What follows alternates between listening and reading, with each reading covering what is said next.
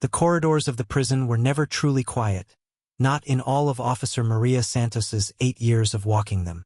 There was always something. Snoring from the cells, a cough echoing down the hall, the restless shuffle of men who couldn't sleep. But tonight there was nothing. The silence pressed against her ears, heavy and unnatural. Maria slowed her steps, her hand brushing against the cool metal of her holster. Something was wrong. She could feel it in her bones, the way seasoned officers sometimes did before trouble began. And then, cutting through the quiet, came a whisper. "Don't talk." Her heart jolted. She spun toward the sound, eyes narrowing against the dim light. The voice had come from Marcus Williams's cell. Marcus, of all people, a man serving life who never caused problems, who barely spoke to anyone. He leaned forward now, his face half in shadow, his eyes sharp and terrified. Maria froze. Prisoners lied, manipulated, played games. But Marcus's voice was different. It was strained, urgent, almost pleading. He wasn't trying to fool her. He was trying to save her. "3 of them," he whispered, so soft she had to step closer to hear. "Rodriguez, Thompson, Jackson. They're waiting for you." His lips barely moved. "They've got weapons. And Jackson, he has a key." The words rattled in her chest. "A key? No inmate should have a key." "That's impossible," she whispered back, shaking her head. But Marcus's expression didn't waver. "Not impossible. Bought." Maria's stomach tightened. The truth struck harder than any weapon could. Jackson hadn't stolen the master key, he had purchased it. Someone on the inside had sold it to him. The very system that was supposed to keep her safe had betrayed her. Her pulse quickened as Marcus explained. A corrupt relative of a guard, someone with access to maintenance, had been making copies of keys and selling them to inmates for cash. Jackson had paid $5,000 for his.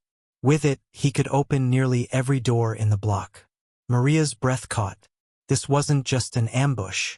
This was a conspiracy, and she was caught in the middle of it. But Marcus wasn't finished. His voice dropped lower, as if the shadows themselves were listening. "This isn't about you," he said.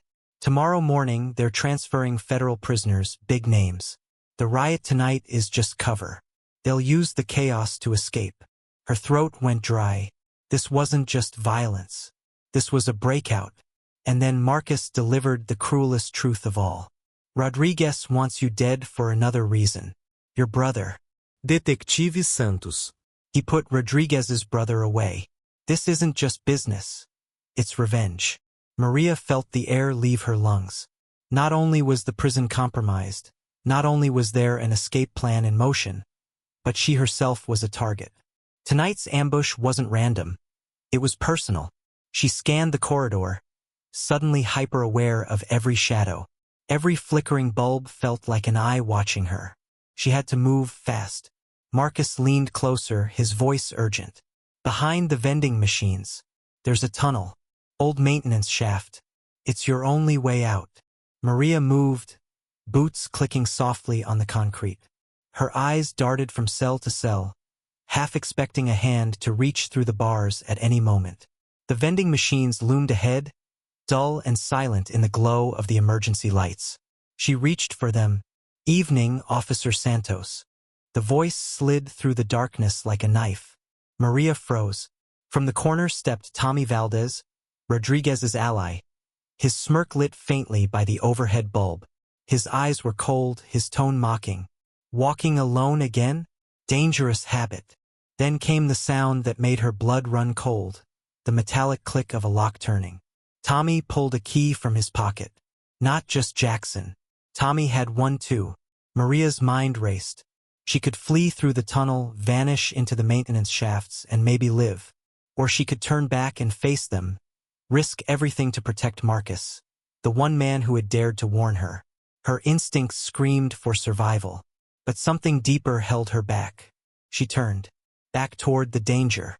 Jackson and Tommy moved down the corridor toward Marcus's cell, their steps heavy with menace.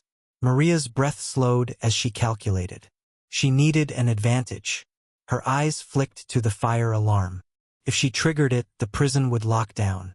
It would buy her time, but it would also trap her inside with them. Her fingers tightened. She yanked the alarm. Instantly, the world exploded in chaos. Sirens blared, red lights strobed violently against the walls, and heavy steel doors slammed shut with deafening force. The air smelled of burning dust from the old alarm system, thick and acrid. The lockdown had begun. Maria turned, facing the two inmates as the red glow bathed them all in the color of blood. Predator and prey, now locked in the same cage. Jackson sneered, his voice rising over the sirens. "You're alone, Santos. No backup is coming. It's just you and us." Maria forced herself to steady her breathing. Fear wouldn't help her now. She needed to think, to control. She took a step closer, her eyes never leaving his. "You think you can trust each other?" she said, her voice calm, deliberate. "What if Marcus wasn't the only one? What if others already sold you out?" The words hung in the air like poison. Jackson's smirk faltered. Tommy's eyes flicked sideways, doubt crossing his face. Suspicion spread between them like wildfire. "You telling me you didn't talk?" Tommy snarled at Jackson. "Me?" Jackson spat back. "Sounds like something you'd do." Maria didn't move. She let the paranoia do her work. The alliance cracked. Rage boiled over. Within minutes, the men who had plotted to kill her were turning on each other, fists flying, curses echoing through the sirens. The fight was brutal. Bodies slammed against metal, knuckles split, blood smeared across the floor. Maria backed away, watching as their plan disintegrated in front of her eyes. By the time backup finally cut through the lockdown hours later, the battle was over. Jackson and Tommy lay unconscious, their faces battered, their escape plan shattered. Maria stood, bruised but alive. Marcus sat silently in his cell, exhausted but breathing. Days later, Marcus was moved into protective custody. His testimony became the key to exposing the rot inside the prison walls. 5 guards were arrested for corruption. The drug ring tied to Rodriguez's family collapsed. And Maria? She walked out scarred, but unbroken. She had faced betrayal, fear, and death, yet chosen to stand firm. For Marcus, it was different. He was still serving life, but he had found something rare in prison walls: redemption. His warning had saved lives. His testimony had brought justice.